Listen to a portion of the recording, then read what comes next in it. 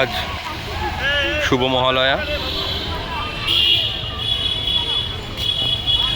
রবিবার।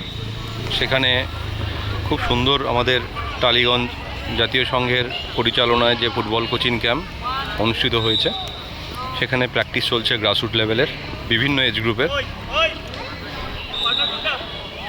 দেখতে পাচ্ছেন খুব সুন্দর মাঠটা আমাদের। এখানে বিভিন্ন এজ গ্রুপের প্র্যাকটিস হচ্ছে।